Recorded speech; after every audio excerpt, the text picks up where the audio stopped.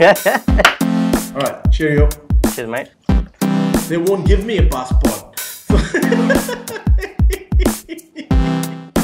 The big mother is the affirmative action. Okay. Should we deal with this big mother of affirmative action now? Yeah. Ready? Yep, let's do it. It's almost been an hour. Okay, let's get right to it. I think everything that's said so far, you understand that in Malaysia, one of the biggest issues and difficult thing to deal with in any kind of dialogue is affirmative action.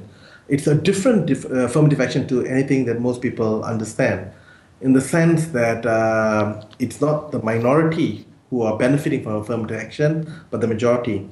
Affirmative action in Malaysia is for Bumiputras, those who are ethnic Malays and also indigenous to Sabah and Sarawak. They form about 65% of the population. And what happens is there are all kinds of benefits in terms of jobs, education, business contracts, ratio of contracts you can get, and even sometimes some work major contracts are limited to companies that belong to Bumiputra. Stocks that are released on the IPOs, 30% has to be given to or has to be sold to Bumiputras. And these lead to many wrongdoings, in fact, abuse. Now, it's important to understand there's a distinction. When Malaya and then Malaysia were independent, there was Article 153. Article 153 was written at a very different time. This was the 50s.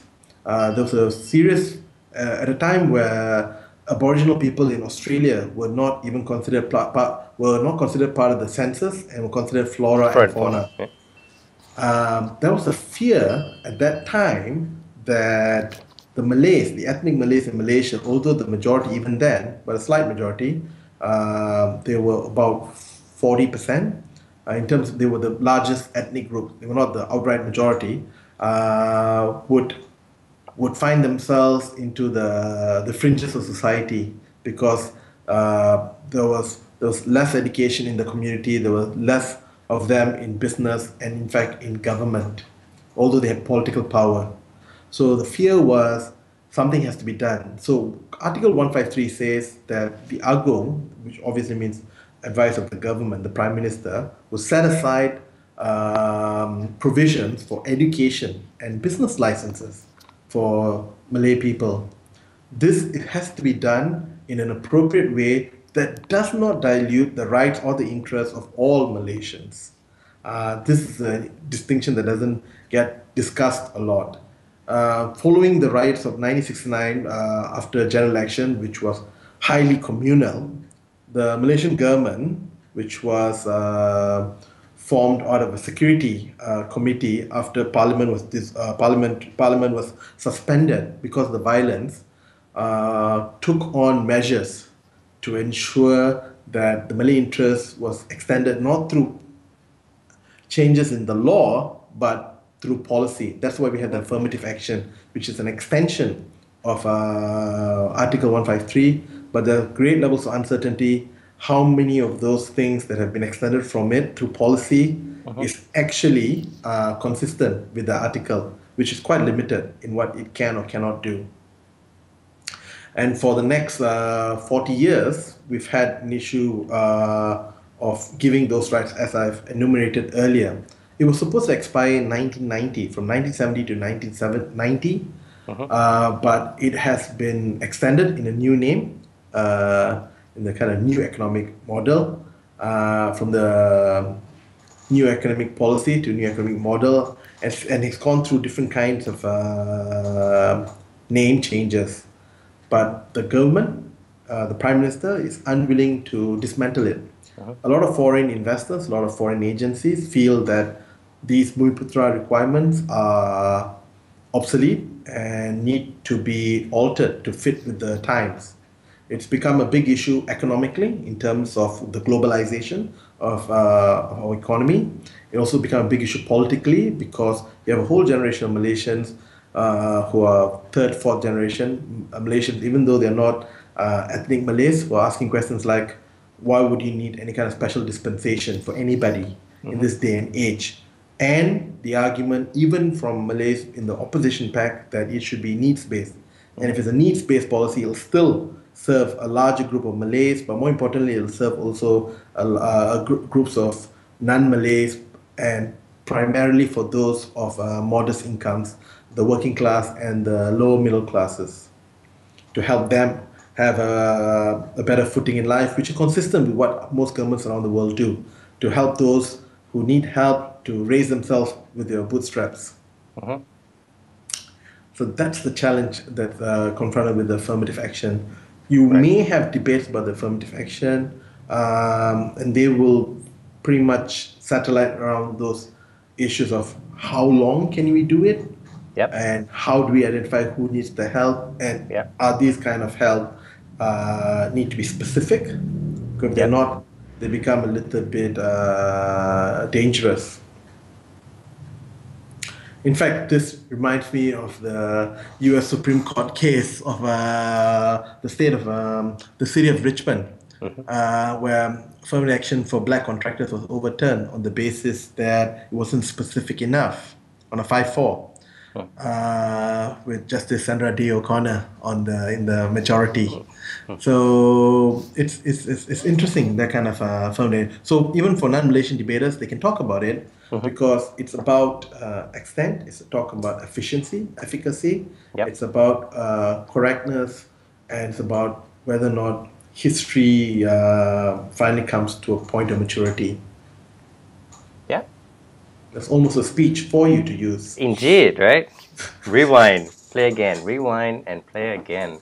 So that'd be tricky. Do you foresee a way to prop the affirmative action in Malaysia? So I think you gave a clue by trying to make it more specific, focus perhaps in different areas.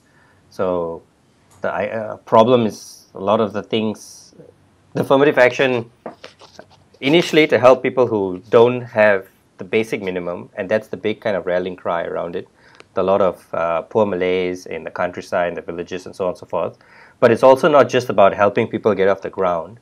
We hear a lot of, rhetoric, but also some policy about creating an upper class, creating a financial power class of Malays, and that at least justifies affirmative action in areas of the stocks, in areas of million-dollar properties, in areas of, so not just creating safety nets, but there is the goal is to redistribute wealth to create equal number of rich people, or a proportional number of rich people.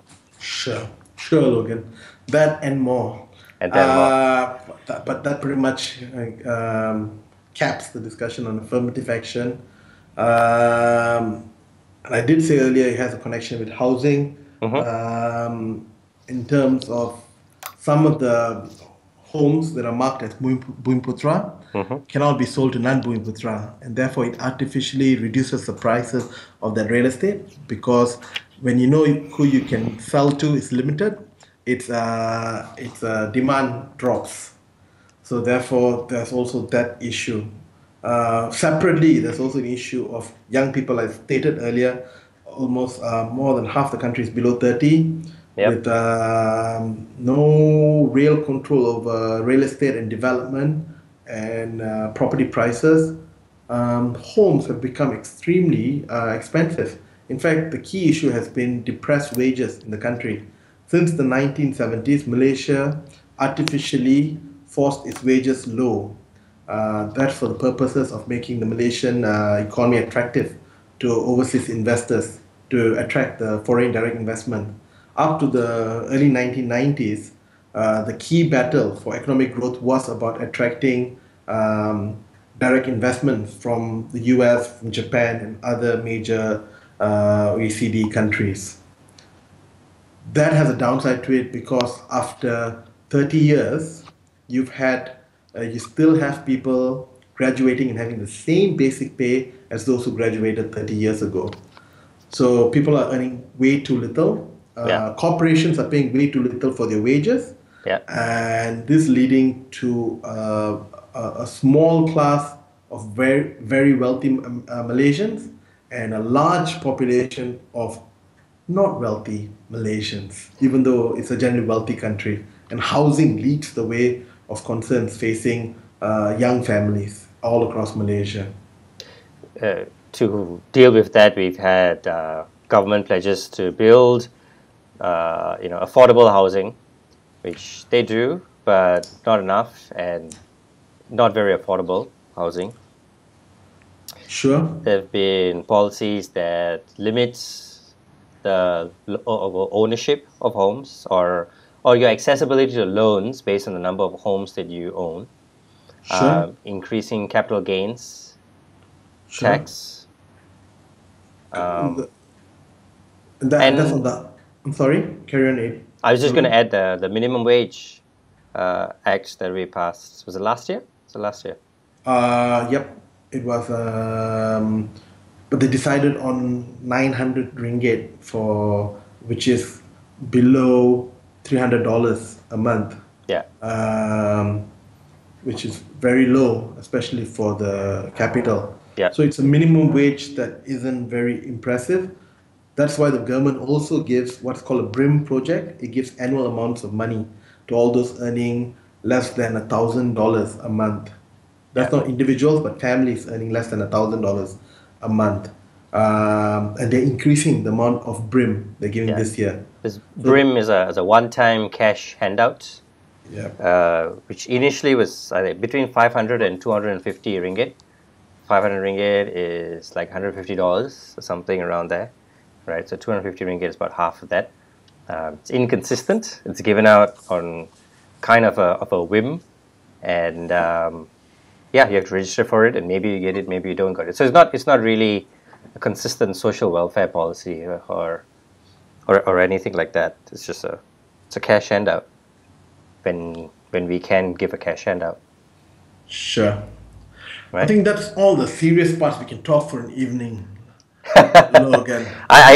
It occurred to me that we didn't talk about like student loans when you talked about Right. young people, but we can leave that for the next exciting uh, episode Yeah. unless you want to. No, Well, I, yeah. I think you could cap it and also promise them things like jokes about Singapore. Jokes about And Singapore.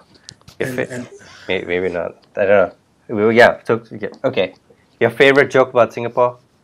it's usually about them not able to host the Olympics because they can't run the marathon there. You run right into the sea. Do laps. It's always that's always been there. It's a Singaporean solution. They will rotate the island as people are running, There you go. right? And new growth areas. But yeah, there are also discussions on economic zone of Iskandar, which is bordering Singapore, where Singaporeans are starting to move in to live outside Singapore, but to live like Singaporeans. Right. Uh, Own real property. yeah, that's Um, right. Singaporeans having property ownership that Malaysians can't have themselves. Those issues. There's an Restructuring of aviation mass. Mars, and there's also aviation of Air Asia, which is Yep. based from Malaysia, Yep. which is the kind of largest low cost airline in Asia, Yep. if not in the world. If not in the world, probably in the world. I think Yeah, one of the most successful. Um, and also national education and the struggle yep. to increase quality, and the fact that we have four systems within one, or four education streams within a single public school system. Yeah. Vernacular schools and stuff. I think that could actually be a relatively balanced debate, if you ask me. Well, okay, The mate. abolishing of vernacular schools. I know where I We'll- stand, but yeah, I don't know, something that may come up. Because I think, like for me, I think there are plenty of issues to debate, and I don't know whether it's just my kind of view, but a lot of them seem, more arguments on one side rather than the other, Sure. if you ask me. Yeah, I'll be excited, looking forward to all of those. Yeah, I'm telling you, mate, every other round, I'm sure, right? Even if it's not about Malaysia, you can always talk about Malaysia. It shows that you have maturity, that Yeah. you have what it takes to win worlds. And we all Hey, want to win worlds. exactly, All right. exactly. Hey, it's been a pleasure. Prabha, thank you so Love. much. Thank you so much for taking the time. Thanks for having me in your program, Logan, all the way from Seoul. And here in Kuala Lumpur, it's That's what we getting do. very warm. Very warm. Warm night. It's getting very cold. It's minus 7 today, I think, Right. right now outside. All right. Over here, it's almost like you're sitting next to a light bulb. So,